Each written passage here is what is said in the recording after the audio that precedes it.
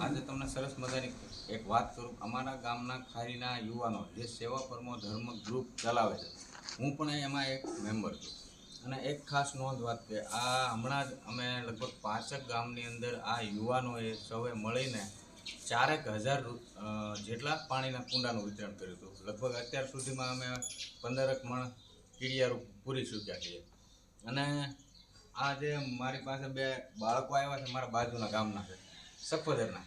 તો બાળકોમાં કેટલી જાગૃતતા આ કામને લઈને આવીને એક વાત કરવી છે કે એણે ત્યાં ઘેરે પતરાનો શેડ નવો બનાવ્યો છે.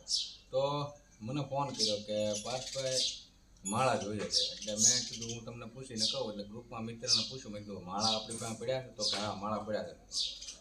તો પર્યાવરણ પ્રત્યે, પશુ પક્ષીઓ પ્રત્યે જો આપણે કામ કરવું હોય છે ને, તો પહેલાં તો આપણે જાતે આ કામ ઉપાડીને જાગૃતતા લાવવી પડશે.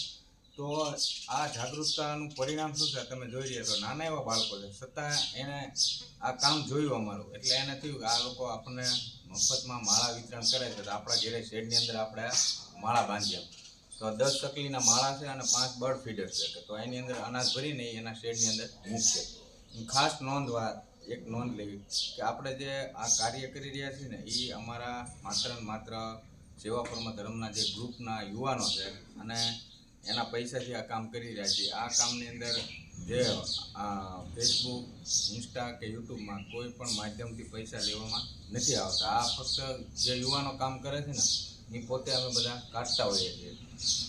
અને ખાસ કે હું જે કામ કરું છું ને, એ કામ અલગ છે ને આ કામ અલગ છે. હું ફક્ત આ ગ્રુપમાં એક સદસ્ય છું અને મને જ્યારે સમય મળે ત્યારે હું સમય ફાળવતો છું. બાકી મોટાભાગનું કામ યુવાનો કરતા હોય છે. આપણે જે ફેસબુક માધ્યમથી જે કાંઈ પૈસા મળે છે ને, જે આપણા કામમાં, એ આ કામની અંદર આપણે નથી વાપરતા. પણ આ વિડીયો બનાવવાનું એક જ કારણ કે જો આપણું કામ જોઈને યુવાનોમાં, બાળકોમાં પશુ, પ્રાણી, પંખી અને પ્રકૃતિ પ્રત્યે જો જાગૃતતા આવતી હોય અને એની અંદર કામ કરવા એ અગ્રેસર થતા હોય, તો વધુમાં વધુ આપણે આ કામને આગળ વધુ લોકો સુધી લઈ જવું જોઈએ અને વિડીયો બનાવીને મૂકવો જોઈએ. અને હું તમને એક પ્રાર્થના કરું કે મિત્રો, તમે પણ આ વિડીયોને વધુમાં વધુ સુધી શેર કરજો. જો આ અમારા એક વિડીયોના માધ્યમથી કોઈ એના ઘેરે એક ચકલીનો માળો બાંધે ને, તોય પણ અમારું કામ ટૂંકમાં સફળ છે.